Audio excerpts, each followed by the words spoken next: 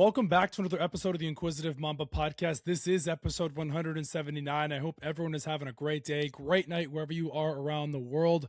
Oh my goodness, so much to get into on today's show. NFL free agency officially starting today, but the conversations were had Monday, and a lot of free agent signings, players signed on Monday.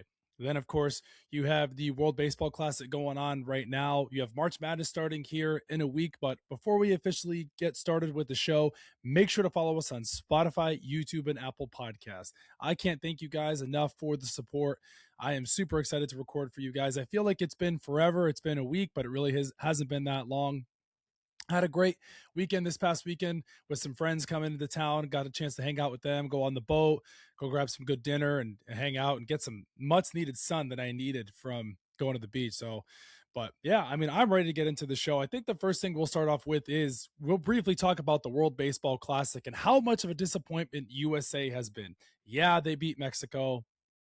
And yeah, they beat Great Britain, but you lose to Italy last night and your manager doesn't even know that you can get eliminated in pool play. How embarrassing is that? You are supposed to be the juggernaut. You're supposed to be the favorites to win the World Baseball Classic. Now, USA hasn't been eliminated yet, but still, it's like you're celebrating like you won the World Baseball Classic after you beat Mexico. Rumors came out and you were down 8-0 against Italy last night. And Aaron Judge struck out in the ninth inning and they lost 8-6, but you're losing to Italy. Who the heck does Italy have? Okay. They have Jack Caglione, Pasquantino, and a couple other guys, but they're not Team USA's roster. And you send out McLean and then you bring in Yarbrough. Like, did the manager of Team USA, Mark DeRosa, I think his name is, I'm pretty sure it's Mark DeRosa here I have. Did he not know that?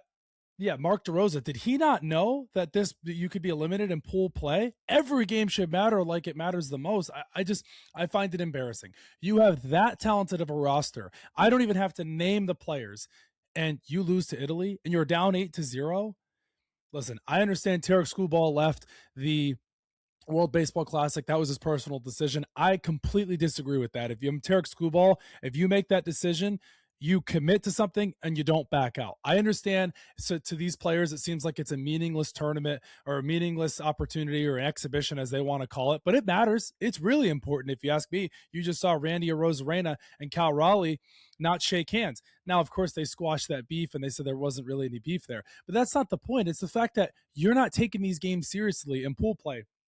And now this is what you're relying on tonight. Here is the tiebreaker, how Team USA advances. So Team USA finished pool play at 3-1. Their fate is entirely in the hands of Italy versus Mexico.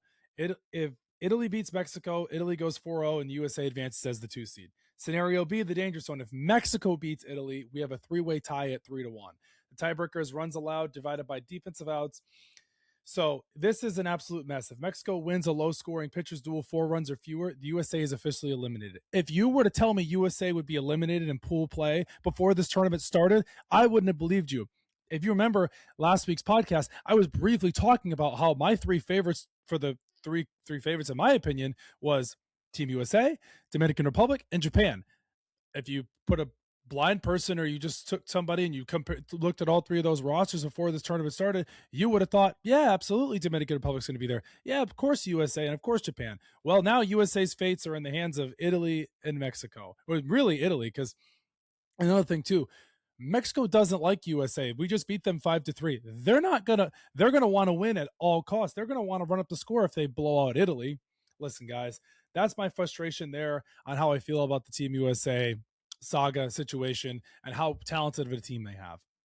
Moving on to the NBA. Well, of course, last night you had Bam Adebayo's 83-point performance. And listen, my friends and I have been talking about it in our group chat since it happened last night. Is it an impressive performance? Yeah. Do I think it's more impressive than Kobe? No, I don't. Kobe had 81 points compared to, of course, Bam Adebayo's 83. Kobe had 23 less free throws than Bam Adebayo did. Kobe shot 60% from the field compared to Bam's 46, I'm pretty sure. Listen, he had 43 points by halftime. It is a 100% impressive performance. Does it Does it make me more excited than Kobe's? No, it's the Wizards, and it looked like that they were just trying to get him the record. And another thing too, for people out there to compare the two scoring games from Kobe and Bam Adebayo.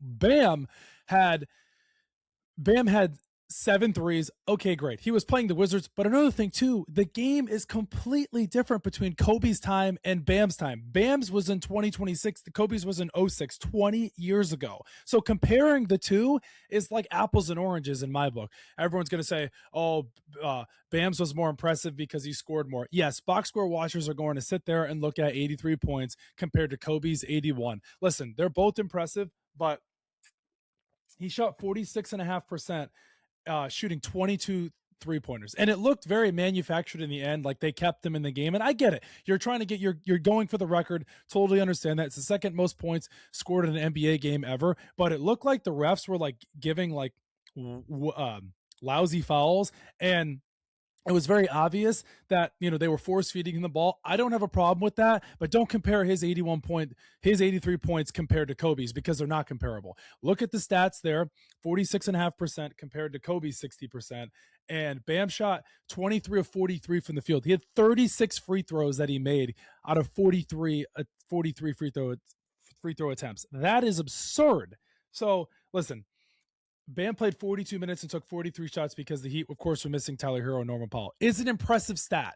And I know people are 10 years from now, 15 years, 20 years, people will look at the box score. But the people like me won't just look back and go 83 points. You'll remember it. Listen, it was exciting. It was an awesome feature. I'm not going to spend a whole segment talking about it, but that's my opinion.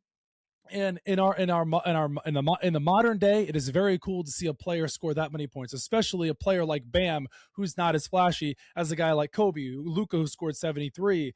I think Donovan Mitchell scored 70. Tatum had 51 in a game 7. Other players as well. LeBron had 61 for the Heat. It's always cool to see. Anthony Davis has had many 50-point games in his career. Jokic has had 50. 83 points is absurd. You don't hear that very often. But that's my opinion, and that's exactly how I feel about it. I thought Kobe's was more impressive, and obviously we can't talk about Wilt's because there's no footage of it. There's only radio. There's no video footage of it. There's only a radio call over it. So Kobe's is 81 points, is 60% from the field, and he only missed 2 free throws. Bam had to take nearly twice as many 3-pointers, 22 versus 13, and lived at the free throw line to get to 83. Listen, it's impressive, but it's also the Wizards, and the amount of free throws that he had, it just, I feel like it kind of takes away from it, but it is impressive.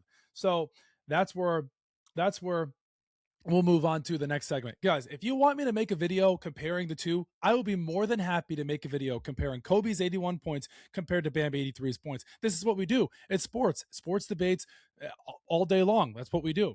All right, moving on. Briefly, I want to talk about the Celtics last night playing the San Antonio Spurs in a pretty good game, if you ask me. Jaylen Brown, of course, was ejected. I thought that was, when I watched it back this morning, I watched the entire highlights, I thought to myself, Jaylen Brown got ejected for that?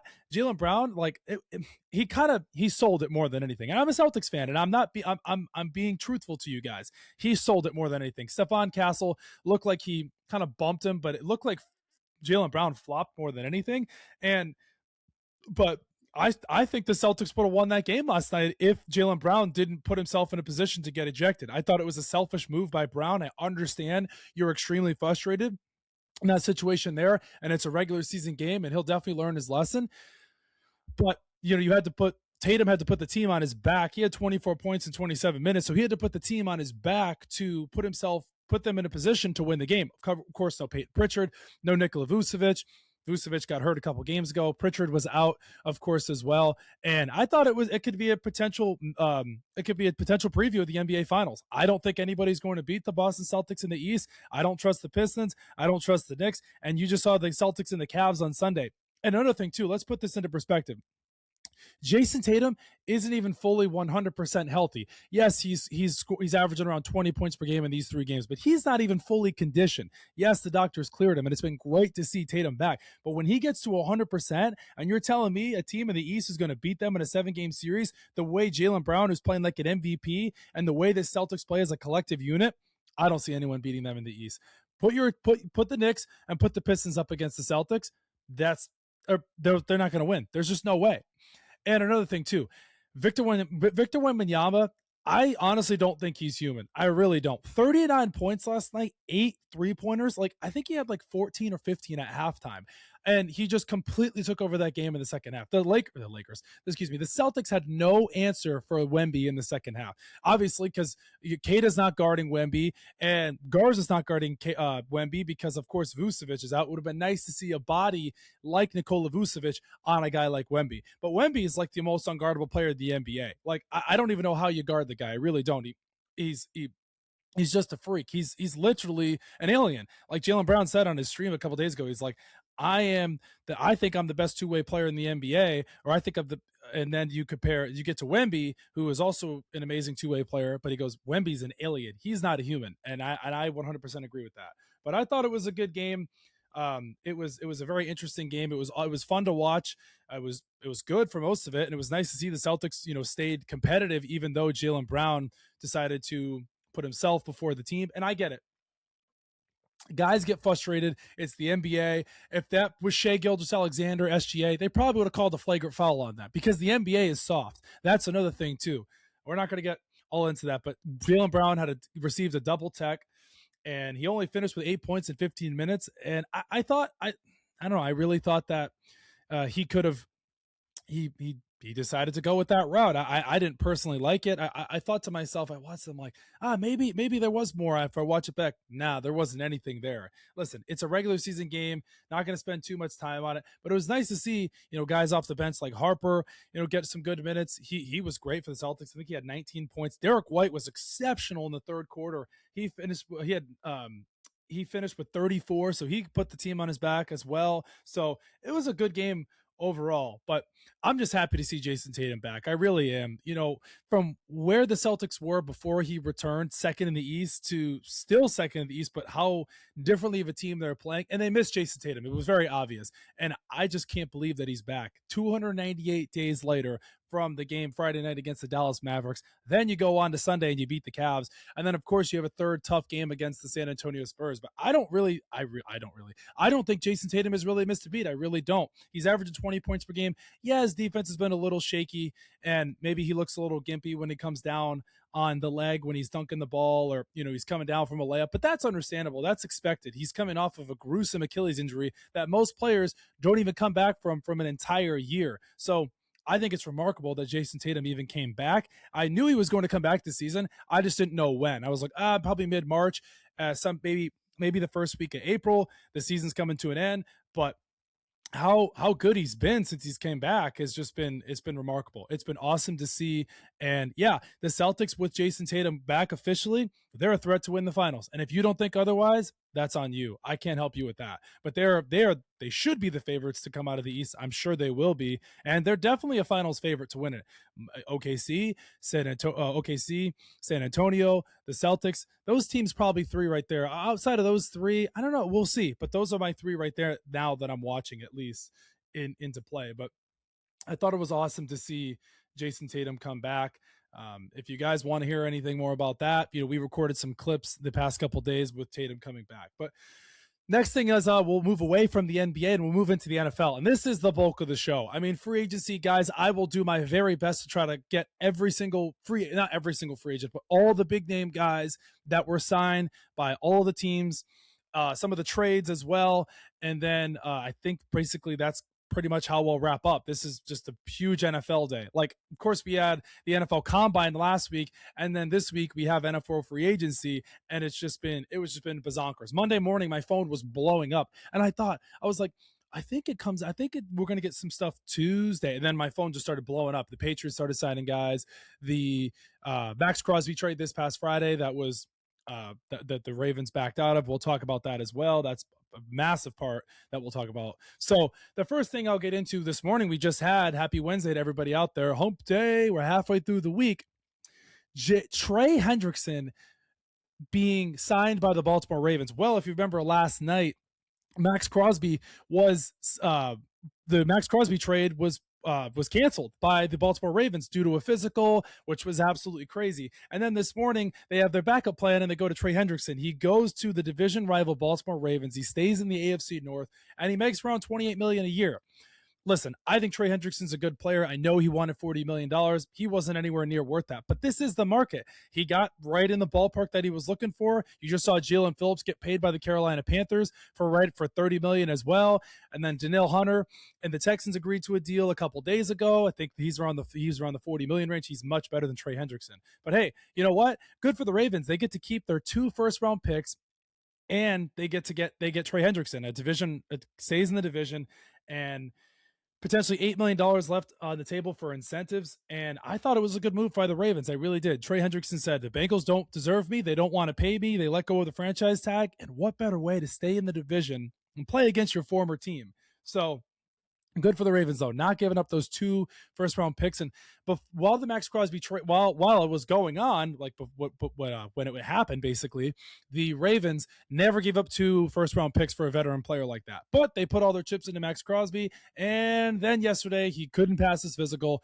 And of course, now you know that he's back on the Baltimore Ravens. He's now back on the Las Vegas Raiders for the time being. So that's kind of that there. But the next segment I want to talk about, we're going to do a little Patriots segment of the Patriots players and who they signed in free agency. And of course, they released Stephon Diggs last week. They let him go before the new league year started. And we'll briefly talk about that. But they found his replacement, Romeo Doubs.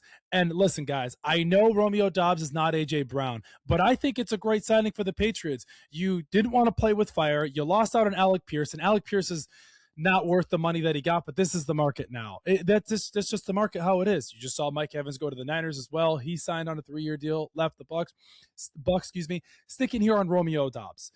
4 years, $80 million is up to now, they're saying. Listen, oh yes, Romeo Doubs is not a wide receiver 1, but it was much better than what we had in Stephon Diggs. He's not an off the field problem. He's still really young. Yeah, he only had a couple touchdowns last season, but people tend to forget Romeo Doubs was in a very, very, very, very heavy wide receiver room with Christian Watson, Matthew Golden, Jaden Reed. You got Tucker Kraft, Musgrave. So like they had a lot of offensive weapons. So he was not the wide receiver 1. Now that's not to say he can't be wide receiver 1 for the Patriots. Listen, obviously I still want A.J. Brown as a Patriots fan, but I'll take what we can get. So it's better than what we had, and you had to find somebody to replace Stephon Diggs. You had to replace somebody to replace Stephon Diggs. I would be much happier. I'm much happier with the Romeo Doubs signing rather than giving Alec Pierce $30 million, who is a good receiver, but I don't think he's a wide receiver 1. Listen, I know he had 1,000 yards for the Colts last year, but I totally think the Colts overpaid for him. That's my opinion. However, though, I'm very happy about Romeo Doubs. I think he fits right into this Patriots offense, gives Drake May another viable weapon. You still have Kyle Williams on the roster. You still have Kayshon Boutte. Let's see if Kyle Williams can take that next step this season. Maybe you draft another receiver in the draft this year. Probably nobody's going to be there worth the damn at pick 31 for the Patriots when they pick in the first round. But we'll see. So I'm very happy about the Romeo Doubs situation. Is it an overpay? I don't think it's an overpay. It's the market, and I understand other receivers maybe are getting or got less. But you look at it and you go, Wan'Dale Robinson got $17.5 billion from the Titans. Romeo Doubs is better than Wan'Dale Robinson. Listen, I understand there's other receivers out there as well, and your all your chips should be in on A.J. Brown. That's not to say the trade from A.J. Brown still can't happen. I'm starting to think that the A.J. Brown trade for the Patriots won't happen until after June 1st, and I know it's weird to say because this new league year technically starts today, and you're basically already getting ready for the season, but it doesn't seem like the Eagles want to part ways, and maybe he gets traded on draft day. The Chargers are still in play for A.J. Brown, but I really do like the signing of Romeo Doubs. He's much younger than Stephon Diggs. He's cheaper than Diggs. You don't have to worry about the off-the-field stuff. He's not going to be suspended, which Stephon Diggs will most likely be. And yes, if you want to look at it as it, he is Stephon Diggs' replacement. So I'm very happy about the signing of Romeo Doubs. The player I wanted to talk about briefly for the Patriots was Elijah Vera Tucker signing with the Patriots. Well, we signed him. The Patriots signed him Monday night, right around midnight. And listen, Elijah Vera Tucker probably could be one of the best offensive linemen, or AVT could be one of the best offensive linemen, guards, tackles, whatever position we use them at. It's probably, I would imagine, we're going to be using him at guard. That's what I'm imagining, because Jared Wilson will move from guard to center because you just traded Garrett Bradbury to the Bears because Dahlman retired last week. So now you slide in Elijah Vera Tucker at guard. And listen, this is a big ticket type of signing. It's a 3-year, $42 million deal. It makes total sense. You needed to fill that void there. Jared Wilson, like I said, you slide him over to center. And Elijah Vera Tucker probably could be one of the best guards in the NFL if he can stay healthy. It is all about Elijah Vera Tucker staying healthy. He showed flashes with the Jets, and I really like this signing for the Patriots. It stays in the division. Elijah Vera Tucker, Patriots know Elijah Vera Tucker really well. Of course, played for the Jets. Guy at a USC, and he missed last year, most of it because he's tore his triceps. So listen, I like the signing. I really do. You needed to fill that void. It makes total sense. And maybe he becomes the guy that he was supposed to be out of USC. I know he was a top pick for the Jets. The PFF rated him as the 10th best guard in 2024. Listen, the ceiling is there for Elijah Vera Tucker, but it's all about if he can stay healthy. That's the main thing. And we'll see. I like the signing. It give Drake May some more help. And man, I would have loved to have him in the Super Bowl. All right. So the next thing I wanted to talk about, the third Patriots free agent signing. I didn't think the Patriots were going to be signing a lot of players because obviously the barrage last year in 2025 with the free agent signings that they did last year. But when Monday came around, they signed Draymond Jones, and now he's on the Patriots. And I'm pretty sure he's probably most likely going to be replacing Clavon Chason. They just released Anthony Jennings. We don't really have a lot of pass rusher guys on the edge side. So Draymond Jones makes sense. He played for the Titans. He played for the Ravens. He's got the Vrabel connection, of course. He played for Vrabel when he was on the Titans. So kind of like a mirror of Harold Landry last year when the Patriots signed him. I like the Draymond Jones signing. I really don't think it's an overpay. Sometimes you got to pay for those those defensive lineman guys. Listen, so I think it's a B+ signing if you ask me. $39.5 million deal, 14.5 a year. I think that we desperately needed pass rusher help on the outside. Of course, you got Milton Williams and Barmore on the inside, and they were tremendous. They were a huge part of our success to get to the Super Bowl. But I do like this. And he just hit a career high in sacks. I think Vrabel will get him just right. I think he's a perfect Pats guy, and I think he's underrated more than overrated than anything. And some people are more upset because we're working on the defensive line than the offense. But listen, guys, Vrabel has a plan. He knows what he's doing. This is year 2 of his time for the Patriots as their head coach. And the main thing, of course, is getting the extension done with Gonzalez. I don't know if that's going to happen this offseason, but it's going to happen. And of course, they're still going to re-sign Jalen Hawkins. He's still on the market as well. But I like the Draymond Jones signing. I really do. He's not a flashy guy, but he's a good pass rusher, and I think he'll fit right in with the Patriots. So the next thing I wanted to briefly talk about was Geno Smith going back to the Jets. Oh, when I saw this yesterday, I was like, you got to be kidding me. Geno Smith back to the Jets. And then I thought to myself, Justin Fields and Geno Smith, the Jets have a plan. They don't want to win any games. They want to draft. They want to be the first or second overall pick next year for the quarterback class because it's a deep quarterback class compared to this year. You lost out on Mendoza. You're probably going to draft Arvell Reset too. So I figured you go from Justin Fields to Geno Smith, and it's just crazy how Geno Smith led the NFL in interceptions last season with the Raiders, and now he's on the New York Jets, where he was from 2013 to 2016.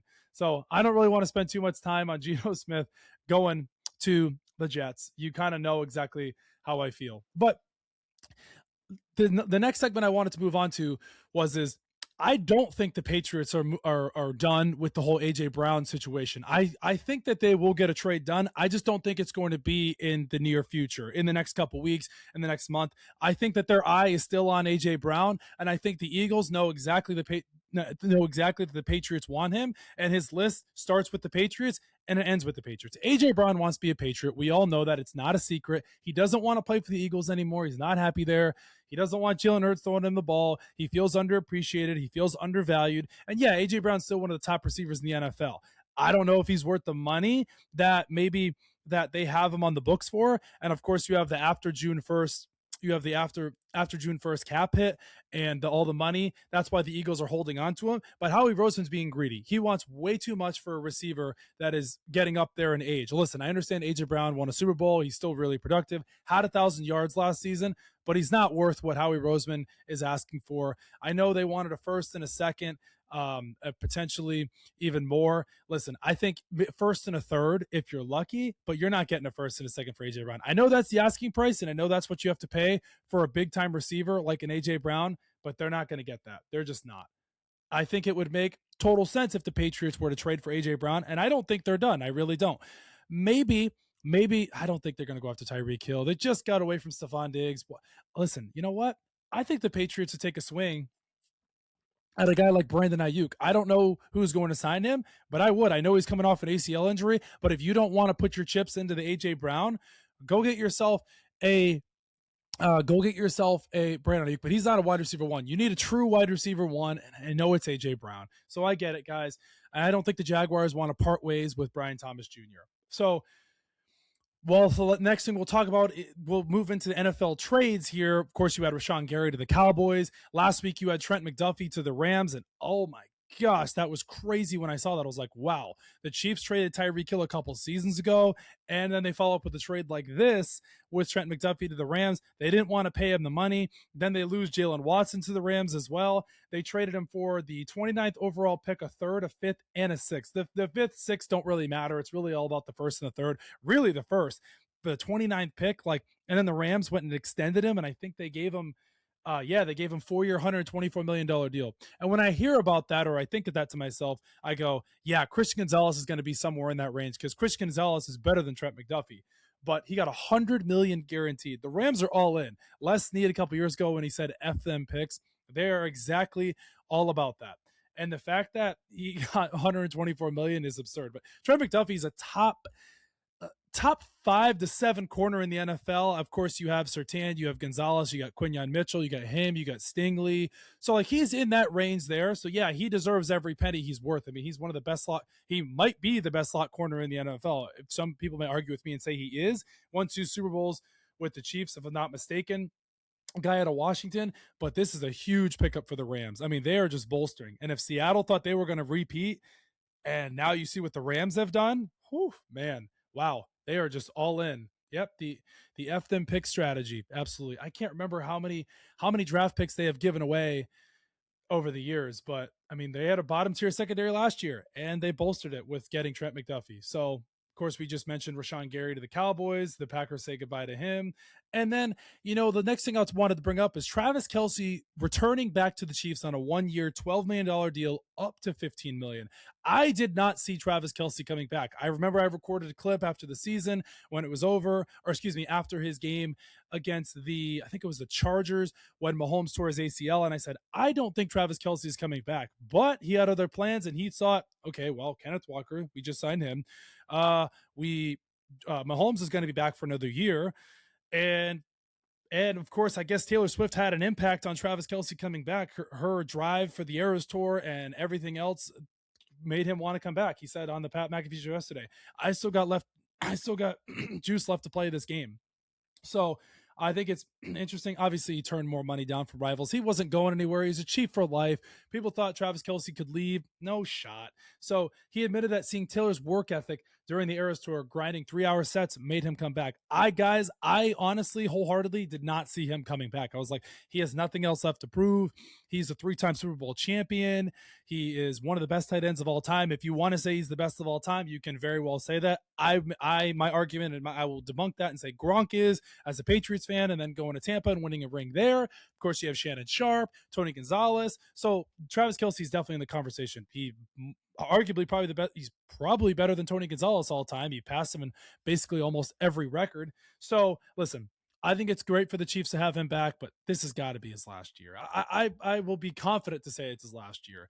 Listen, he thinks he's got some more left in the tank, and the Chiefs got scarier. You get Kenneth Walker, you get him back, and I think they signed a couple other guys, and they're not going anywhere as long as Mahomes is there. So yes, it was a down year for Travis Kelce, 851 yards. He currently has 13,000 yards. If he hits the 2026 props over or under, he'll pass Jason Witten for second all time in receiving yards by a tight end. Yeah, so he's still, of course, playing for more. There's a little more left in the tank, but Hey guys, the rich get richer, right? The Chiefs go and get Kenneth Walker from the Super Bowl winning Seahawks. I hate to say that, it pains me. Super Bowl MVP. And when I saw the clip of the Seahawks parade, which was last month, and John Snyder was like, "Oh, we've already paid Kenneth Walker. We've already worked something out," and he made like he shook his head and was like, "No." I thought to myself, "There's no way that Kenneth Walker's coming back." Well, lo and behold, you find out he is on a brand new team this past Monday. The Chiefs have never had a 1,000-yard rusher in the Patrick Mahomes era. Of course, Isaiah Pacheco is no longer on the Kansas City Chiefs. He is on the Lions now. So now Kenneth Walker, you pay him $14 million. Listen, is Kenneth Walker worth $14 million? The Chiefs may think that. I don't think that. Obviously, he now is a Super Bowl MVP, and he was a huge driving force for the Kansas City Chiefs to win, or excuse me, the Seattle Seahawks to win the Super Bowl. But still, sometimes you got to pay up the price, and the Chiefs worked around a bunch of cap. You lost Jalen Watson. You let McDuffie was gone. You lost Chanel. Pacheco's now gone. So you lose some guys. Brian Cook is gone. So they had some money, and they made a little bit of money, of course, for Travis Kelce, out of respect for him. They paid Kenneth Walker. He's up to the $14 million deal, 3-year deal worth up to $45 million, $28.7 million guaranteed. Listen, running back's a very valuable position. I don't think Kenneth Walker is worth the money that he got, but that's sometimes, like you said, that's the price you have to pay. And it takes the pressure off of Mahomes a little bit, of course, coming back from the ACL injury, and they got the best free agent running back on the market. Of course, you saw Saquon Barkley, 2 seasons ago now, signed with the Eagles, so he was at the time, and then Kenneth Walker comes around, and it'll be interesting to see how Kenneth Walker does in this system. I'm very excited to see how he'll do. Eric Bieniemy is back for the Kansas City Chiefs, so that'll be very interesting there as well. But they were 25. They had 25th in the run. Kansas City's run game was 25th in the league last year. Of course, Pacheco and Kareem Hunt average under 4 yards per carry. Of course, Kenneth Walker is one of the most explosive running backs in the NFL. I saw what he did to the Patriots in the Super Bowl. It was very painful to watch. He's an extremely elusive back, and the fact that the Chiefs got him is an absolute big pickup in my opinion. Well, briefly, we'll move on to the Max Crosby trade that fell through with the Ravens and the Raiders. Listen, I don't want to spend too much time on it because I talked about it on, we recorded a clip about it yesterday, but I think it's one of the craziest things in recent NFL history. A trade that was rejected because of a physical that didn't have that he failed the physical. And I thought to myself, the Ravens didn't know more about this. Like, you didn't do your due diligence, you didn't do your research. Maybe they knew he had a knee injury, and maybe they were confident that he would pass the physical. But hey, it's a good thing trades don't go through until today at 4:00, because now he's back on the Raiders. And listen, I don't know what team is going to want him until he's fully healthy. I don't think a team is going to take a stab on him. Obviously, you saw the Bills and the Cowboys call for him. The Bears potentially interested in him. Until he's 100% healthy, a team will not be trading for him. And it's very interesting because the Raiders just signed Quay Walker. They signed Kobe Dean. They signed Tyler Linderbaum. They signed Jarnell Stokes back, Eric Stokes back, excuse me. So, like, it's very interesting because now you have all those contracts that players you sign, and Max Crosby is going to be back on the books. So it's very, very interesting if you ask me. But good for the Ravens for not making the Max Crosby trade go through. They saved those 2 first-round picks, like I said, and they got Trey Hendrickson this morning. So in my opinion, it's a win-win. So that's really how I feel about it. But Tariq Woolen to the Eagles. I really don't want to talk too much about that. There's really not much really to say, but I did write that down. The next one I did want to talk about was this Mike Evans to the San Francisco 49ers. Guys, last year on the podcast, when Mike Evans got hurt against the Detroit Lions, I was saying to you guys, I said, there is no way that Mike Evans comes back after this year, and I don't know if the Bucs are going to bring him back. Well, now you find out here in March, he signs with the San Francisco 49ers. I was right of him not going back to the Bucs. I was wrong about him retiring. Listen, Mike Evans, of course, is after 12 seasons in Tampa, 13,052 yards, franchise record 108 touchdowns. He passed. He got that record there in Tampa when he was playing against the Saints. But he signed a 3-year, $60 million deal with the Niners. Listen, Mike Evans is the best receiver in Tampa Bay Bucs history. He will get his jersey retired. But I didn't think he had that much left in the tank to go to the Niners, and they signed him on a 3-year deal.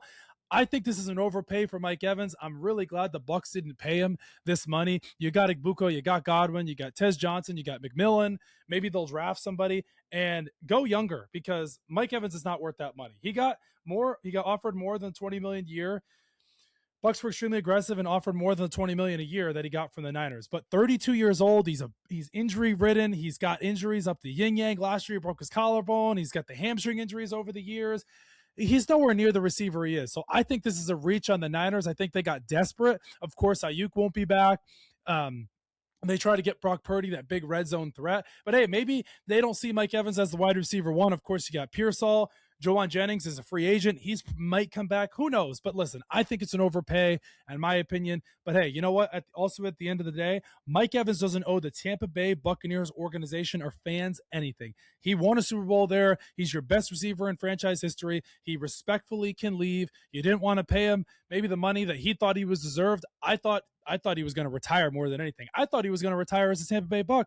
I didn't think he was going to be leaving another team, but he felt disrespected. Really, I don't think there's any love lost there more than anything. He thinks he can still play in the NFL, but at 32 years old, he's chasing a second ring. Listen, 2025, he had a very, very, not the year that up to his standards, 368 yards because of his injuries last year. And I didn't think he was going to come back, but listen, he comes back. Of course, now they have Kittle. But Kittle's coming back from the Achilles injury. He probably won't be ready by next year. But Mike Evans is currently tied with Jerry Rice for the most consecutive 1,000-yard seasons, 11. His injury shortened 2025 snapped that streak. But it's interesting because he's headed back to where Jerry Rice played. So it'll be interesting to see, more than anything. But we'll talk about the QB free agents that were signed and moved on to new teams and were released over the past week as we continue on with the show. Tua, of course, was released by the Dolphins. And then, of course, finds a new home in Atlanta, which is very interesting there. And the Dolphins still owe him a boatload of money. $54 million the Dolphins owe him. The Dolphins took on a $99 million cap hit. They signed Malik Willis. I'll briefly talk about that as well. Of course, Geno Smith being released by the Raiders, signed to the Jets. Kyler Murray released by the Cardinals, but officially hasn't been released yet, but most likely they're going to be moving on from him. Barring a crazy situation, I don't see him coming back. And then we'll move on to the Malik Willis era in South Beach. I was thinking, after Kyler Murray gets released, where is he going to go? Vikings, Steelers. I don't think he's going to have a very big market. Now, of course, the Jets signed Geno Smith, so that option is out the window. That was like the thing on my mind for a second. I was thinking, where is Kyler Murray going to go? Maybe the Vikings with Kevin O'Connell. He battles with J.J. McCarthy. And then you also have the Pittsburgh Steelers. It remains to be seen if Aaron Rodgers is going to come back, but the Steelers said they're confident with Will Howard and Mason Rudolph on the roster. I don't believe that one bit. I think they're bluffing big time. But we'll talk about Malik Willis to the Miami Dolphins. I thought this was going to happen when I heard that Malik Willis was a free agent, and they hired Jeff Hafley as their head coach, and then John Eric Sullivan became the GM. This was a no-brainer for the Miami Dolphins. It made perfect sense. He was at Green Bay under LaFleur and Jordan Love, and he had the ties because Hafley and John Eric Sullivan came to the Dolphins. He's comfortable there. Why go to the Cardinals, an outside organization that you don't really know a lot about? You have comfortable, familiar ties with these two guys there, and you get to prove yourself in Miami. $22.5 million per year, I don't think is that bad. I think a 3-year deal for $67.5 million is really not that bad. Listen, Dolphins fans, anything is an upgrade from what you just had in Tua Tagovailoa. At least Malik Willis can run. At least Malik Willis has shown promise. Like last season, I think last season his numbers were in limited action. He had 79% of his passes completion with 6 touchdowns and 0 picks. He was good in the Bears game. He was good when he played. He got to be under Jordan Love. Yeah, the Packers had more weapons than the Dolphins do, but now the keys are turned over to him for the 3 seasons. I think this is a win-win for the Dolphins. Yeah, you're eating the Tua Tagovailoa cap hit of the $99 million. Maybe you sign another free agent wide receiver. The Dolphins will be more fun to watch with Malik Willis than they were with Tua. Of course, they move on from Tyreek Hill. He still got Achane and Waddle. Listen, the Dolphins are kind of going through that rebuild mode, but I like it. I really do. I'm excited to watch Malik Willis. He was supposed to be, much better coming out of Liberty, and then he didn't pan out with the Titans, and then the Packers took a flyer on him and looked like he worked out under Matt LaFleur. Good for him. He gets a little payday here for the Miami Dolphins. And I like it. I really do. I think this is one of the best free agent signings on the market. That's crazy coming from a Patriots fan, but I'm excited to see him in the division. I like Malik Willis. I don't think he's that bad of a quarterback. I know some Dolphins fans are upset because, why spend that money on a quarterback in this point here? We need to go into full rebuild mode, but I don't think the Dolphins are ever going to go into full rebuild mode, especially with the market down there in Miami and how much pressure they're under there, and they want to win. And I don't blame them. I totally get it. You move on from Tua and you sign Malik Willis. The opportunity was right there.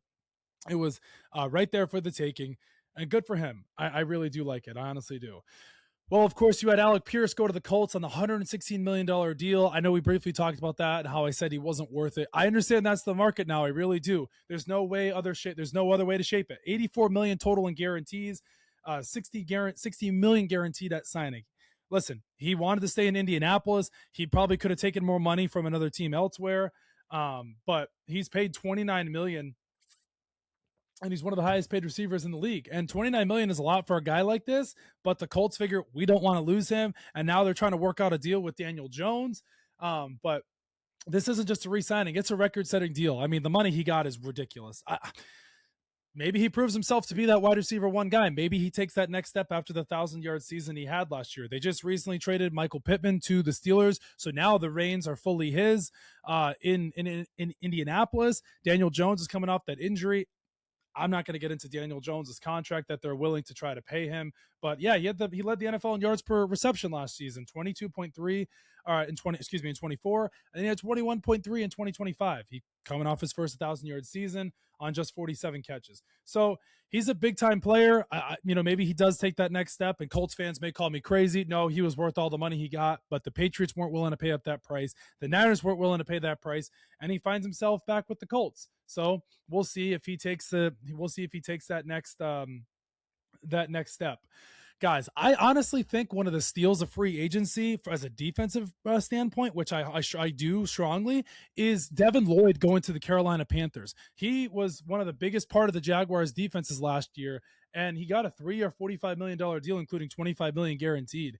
Of course, you saw the Panthers sign Jalen Phillips at $30 million a year. That could be a very big overpay. Jalen Phillips still has a lot of potential, had a lot of injuries in Miami. Then, of course, the Dolphins traded him to the Philadelphia Eagles last season. But, I mean, the fact that Devin Lloyd finds himself on the Panthers, I think he could be one of the best defensive linebackers in the NFL. I think he could be one of the best linebackers in the NFL. I really do. The fact that he got second-team All-Pro, $15 million average is probably one of the best values of free agency. Like, this guy's an absolute dog. He had 5 picks last year, 81 tackles, and he had, of course, the 99-yard pick 6 against the Kansas City Chiefs. But Devin Lloyd was a monster last year. $15 million? Maybe he's gambling on himself. I don't really know, but a 3-year deal, maybe he's setting himself up for a bigger payday, maybe an extension down the road. I don't know, but listen, I think that's a big, big signing for the Carolina Panthers. And good for them. They made the wild card last year, and now they get their big time linebacker in Devin Lloyd. Briefly, we'll talk about Isaiah Likely going to the New York Giants. I really wanted the New York Giants. I really wanted the New England Patriots to sign Isaiah Likely. My dream scenario was trade for AJ Brown, sign Isaiah Likely to a 3-year, $24 million deal, but that didn't happen in the 8 to 9 million range. Maybe 30 over 3, $10 million a year. That didn't happen, but he finds himself on a 3-year, $40 million deal. So the price tag was a little higher than I thought it was going to be. He finds himself in a similar situation. He was with the New York Giants with the Baltimore Ravens last year with John Harbaugh, familiar face, finds himself there. 3rd highest paid tight in the NFL. Listen, it's an overpay for Isaiah Likely, but the Giants need all the help they can get. And he showed flashes in Baltimore, and now he finds himself back with John Harbaugh. I like the signing for the Giants. Like I said, they need all the help they can get. Isaiah Likely can most likely be probably one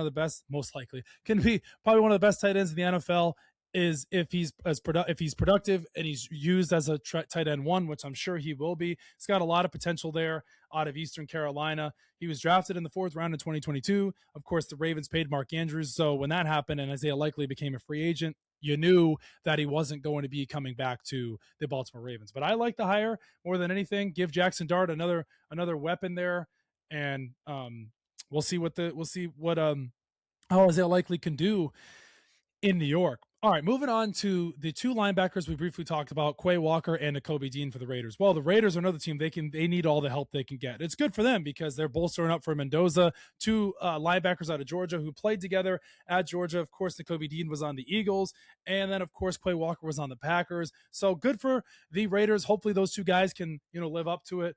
Quay Walker, got the 3-year, $40.5 million and with 28 guaranteed, and then Nakobe Dean got the 3-year, $36 million deal with $20 million guaranteed. The Raiders are going to be throwing money because they don't have anybody, just like how the Titans were. And I think I forgot to write down the Titans signings, but Cordell Flott they signed, Wan'Dale Robinson they signed, John Franklin Myers they signed.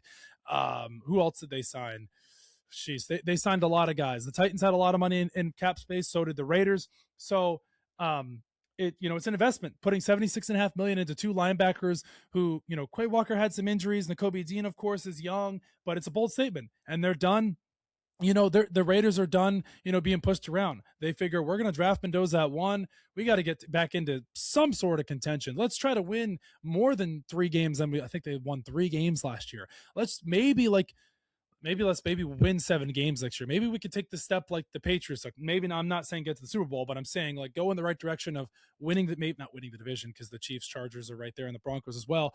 Well, winning 7-8 games, something like that, right? You have a lot of money, use it. They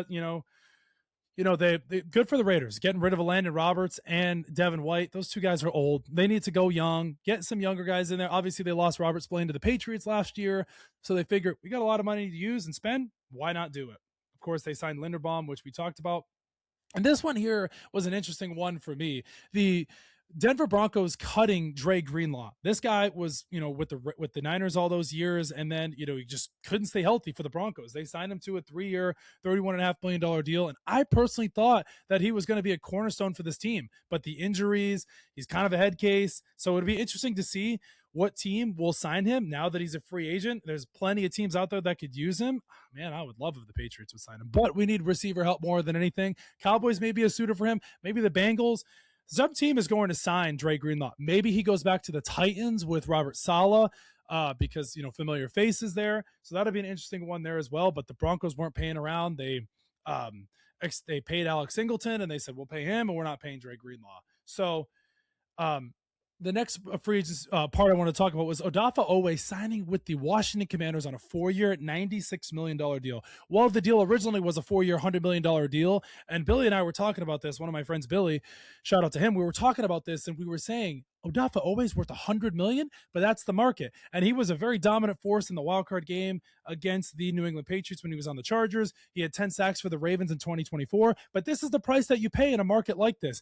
Guys are going to be getting big contracts like this who are not worth it. Do I think the Commanders overpaid? Yeah, but they needed pass rush help more than anything. They cleared up a lot of cap space.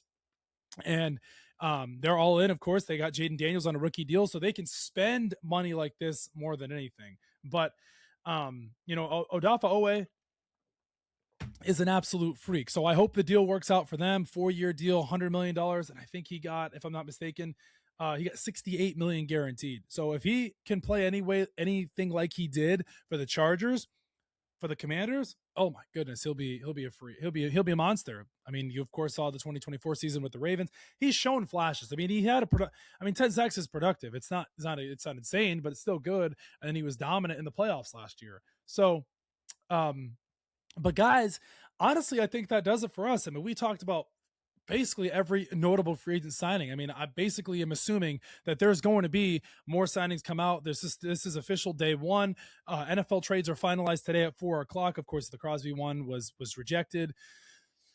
We talked about Bam Adebayo's 83 points there. We talked about the Celtics and Jason Tatum's return. Team USA's in World Baseball Classics embarrassing performance last night against Italy. All the free agent stuff. The Patriots making their signings. Maybe, still a potential option for A.J. Brown to come to the Patriots. So, as always, guys, make sure to follow us on Spotify, YouTube, and Apple Podcasts. Wow, I'm proud of myself for getting this episode under an hour. I'm sure there was more things to cover, but I hit everything of the meat of the show. I really did. Thank you guys again for tuning in to another episode We will see you guys next week. As always, guys, remember, it's Mamba mentality.